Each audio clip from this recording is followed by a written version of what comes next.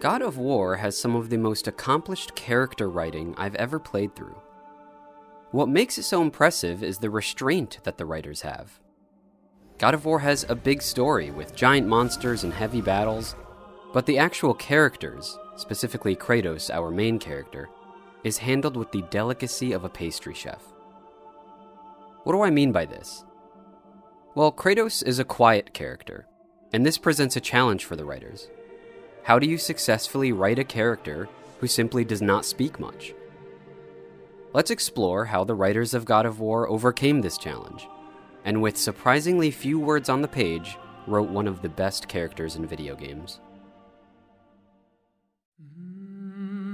This restrained writing begins at the beginning. The moment you press start, the menu fades away and you're in the game, no loading screen. And no words are spoken. We simply watch Kratos as he expresses some kind of tenderness to a tree with a handprint on it. And a moment later, we are directed to take our first gameplay action. Swing the axe. It is important that the game begins with action, not words. Kratos is a character of action, and we already get a sense of that with our first button press. The first words that are spoken are not from Kratos, they come from his son, Atreus. I found some. This is important too. We soon learn that Kratos cut down that tree for a funeral pyre. His wife and Atreus' mother, Faye, has died. While Kratos prepares the pyre, the young boy gives her a last rite and a last goodbye in a warm, solemn moment. A moment that is suddenly interrupted by the imposing figure of Kratos in the doorway.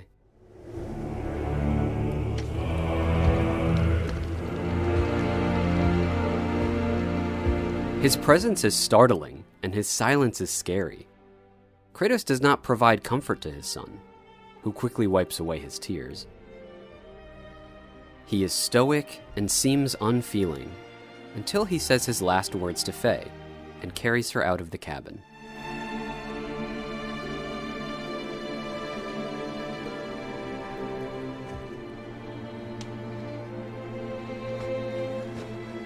Find your way home.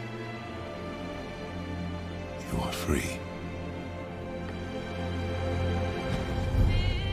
A detail that made an impression on me here is when Kratos is about to pass the threshold and adjusts Faye's body in his arms so that she doesn't bump the door frame.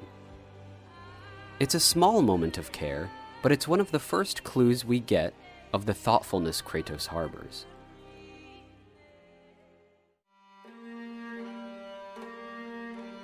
Kratos' development continues as he decides to take Atreus hunting for deer while the pyre burns. During the hunt, Atreus is too hasty and scares off the deer, and Kratos loses his temper. There it is! Hold!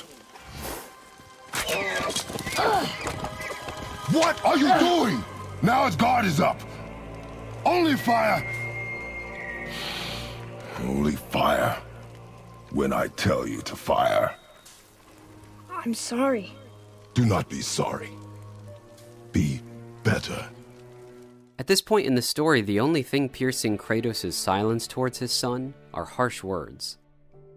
But when the two finally get the deer, with Atreus loosing the arrow under his father's guidance, we get another insight into Kratos' character.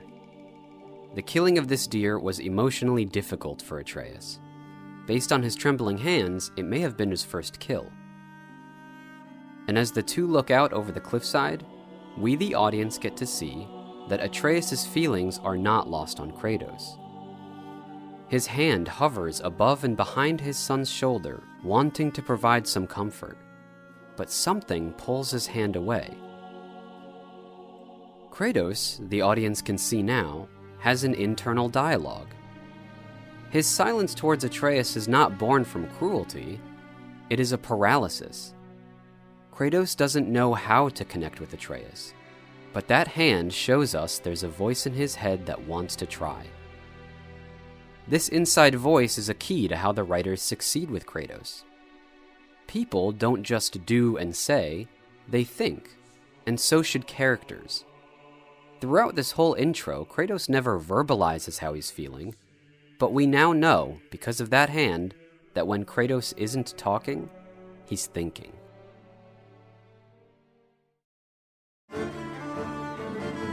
Kratos' excellent voice actor, Christopher Judge, deserves a lot of credit here for enabling the character to say many different things with little or no words. One of the fun ways that the writers use to communicate what Kratos is thinking is through his diverse use of grunts. Like when expressing fatherly frustration. Would this help? I dropped it? When you were chasing the animal. What's wrong with me? If I lost it, then... You did lose it.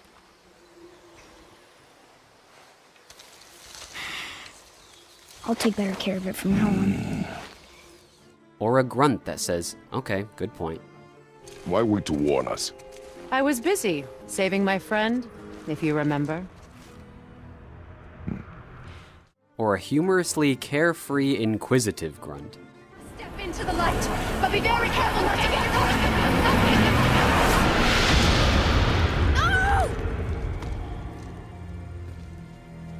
No! Because Kratos is a character of actions, not words, his actions need to tell us what his words do not. Despite his cold demeanor, Kratos loves his son. He wants Atreus to learn the ways of the world and will protect him at all costs, and his actions do show this. Multiple times in the story, we see Kratos put his body in harm's way to protect Atreus. He shields Atreus behind him from enemies. He sticks his arm into a monster's mouth as it lunges to bite Atreus, and takes the brunt of multiple falls by grabbing Atreus out of the air. That last detail I didn't pay particular attention to until my own father made note of it. Kratos' actions do the talking for him, and he wants Atreus to understand this about him. There's a point in the game where the world opens up for the player, and you're given multiple gameplay options for what you want to do next. And Atreus remarks on this freedom. Kratos' response to Atreus is what I want to highlight. Hey, we don't have to go right back to Tearswell, do we? I mean, we're God. We can do whatever we want, right? What do you really feel like doing right now? I will show you. This is a character moment that could only happen in an interactive medium, with the player's forthcoming actions being the response to Atreus' question. This show-don't-tell attitude is a big part of Kratos' overall perspective on fatherhood. He wants Atreus to think for himself and figure things out on his own, so he chooses to lead by example and only provide a light guiding hand unless things get too dangerous. So, this plan of yours. Can you guess it? Knowing you, it doesn't involve standing around here. Correct. We heading into that building? Yes. You think there's something inside that'll help us break the ice and get to the chisel tip? No. I'll keep thinking. Why are we going up when what we need is all the way down there? Think. Well, the chisel tip is under thick layers of ice, so melting it won't work. Correct. And there weren't any shattered crystals nearby for me to shoot, so that's not an option. Correct. That just leaves smashing the ice. We need something ridiculously heavy to... Oh, I get it now. Good. Much like Kratos takes this hands-off approach to allow Atreus to become independent, the writers of the game are taking a hands-off approach to allow Kratos to become much more than what was written on the page. As their relationship progresses, Kratos reveals to the audience his interest not only in teaching Atreus, but learning from him too. The way that we discover this side of Kratos is again done with writing that focuses on what characters don't say as much as what they do say. It's a small moment, and I want you to pay close attention to the negative space in this conversation. The setup is that the two characters are going on a side quest and meet a spirit. This spirit was once a ship captain, and we learn that he was mutinied and killed by his own son. As you set off to continue the quest, Atreus has thoughts on the situation. I still can't believe a son would kill his own father. That's crazy, right? I know, we only got one side of the story.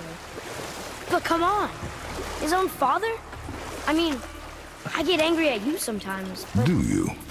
I mean, sometimes, yeah. A little. But I'd never stab you in the back. No. I imagine not. And it seems like that is the end of the exchange. But after you keep rowing along for a while and do more activities, Kratos breaks the silence. When are you angry? What? With me. When? Oh. I guess... sometimes when you don't think I can do something, but I can. It is not always easy to know what. It's okay. I get it. I'm little. We learn a little something about Kratos here, while Kratos learns a little something about Atreus. Kratos said, "When are you angry?" And Atreus didn't know what he meant. Because to Atreus, that conversation happened a while ago and was done. His young, energetic mind had already moved on to new thoughts. But for Kratos, the conversation never ended. It's a clever trick of writing by omission. With some silence and a single question, the writers have shown us that Kratos cares about his son's feelings and thinks deeply about Atreus' words. Deeper maybe than Atreus thinks when he says those words. There are so many opportunities for the writers of the game to shove in more lines of dialogue, and it takes impressive restraint to resist that urge. By giving a character like Kratos ample space to think and act rather than speak, the writers selflessly breathe life into that character and let them stand on their own without needing to be constantly propped up by dialogue. On the other hand, Atreus' character development is the opposite. He is too trusting and talkative. You live alone? It's better this way. Yeah, my father doesn't like people either. Boy. While he looks to Kratos for permission and guidance, unlike Kratos, he enjoys meeting new people, and he wants to connect with them. Kratos, who has lived long enough to learn many hard lessons, does his best to teach Atreus caution. I like her. I mean, she lives under a turtle. You are too open with her. We do not know if she can be trusted. She hasn't tried to kill us. Yet. So while Kratos is action and thought, Atreus is words. But this isn't a bad thing. He asks good questions about the world and about Kratos that the player is also wondering about. And Kratos always answers his questions, although often in fewer words than Atreus would prefer. Father, will we see others on the road? Yes. Friendly? No. They'll try and rob us? Possibly. Yes. Oh. And Atreus appreciates the lessons his father wants to impart. There's a lovely moment where Atreus wants to return the favor and teach his father how to read a new language. Go ahead. Actually, come look. Let me show you how to read this. That is not You've necessary. taught me so much. Let me teach you something. Atreus. Come on. You already speak it. Learning to read won't be that hard. I know how to read, boy. Just not this tongue. You're halfway there already then. Okay, so the runes represent a lot of different things. Some gods, some animals. Wait. Some... Oh, am I going too fast? And to his credit, Kratos is willing to learn from his son, as Atreus is always willing to learn from him. And the more they learn from each other, the better they understand one another. Towards the end of the game, Kratos and Atreus understand each other well enough that they can communicate wordlessly. There's a fast example of this in the last boss fight of the game, when the two are fighting a dangerous enemy. Kratos has him in his grip, and makes a quick head signal for a plan of attack that Atreus understands immediately. That understanding was not there in the beginning of the story. Through moments like this, we get to see Kratos' character development continue outside himself. He is passing on his character traits to his son. Because of this inheritance, in addition to being a strong character on his own, Atreus is also a powerful writing tool to develop Kratos' character. Kratos doesn't need to speak if Atreus reflects him well enough.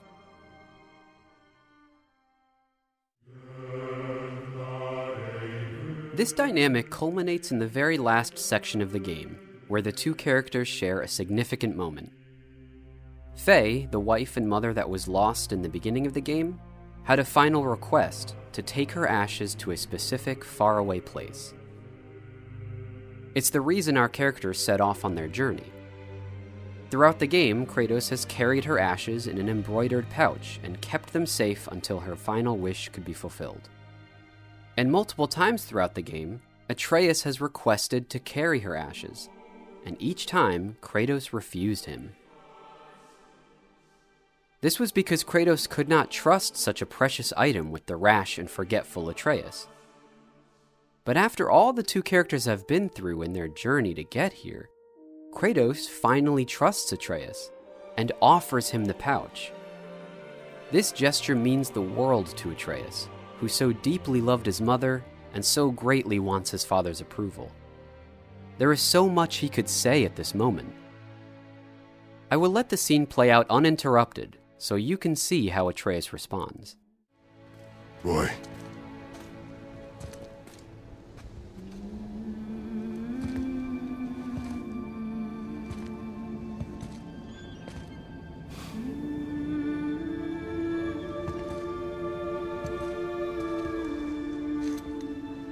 Carry her.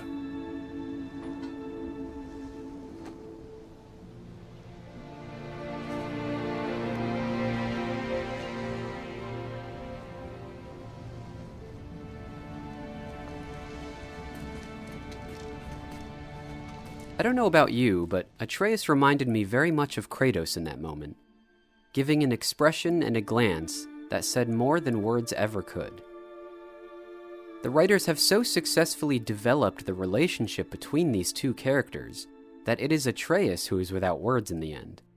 And that powerful silence that we have been so used to from the father is now speaking through the son. There are a lot of games that have good dialogue and good plot, but just like in real life, so much drama and meaning and beauty comes from the things that happen outside of our words. I'm so glad that the writers of God of War understood this, so that in Kratos, they could give us one of the best written characters in the art form.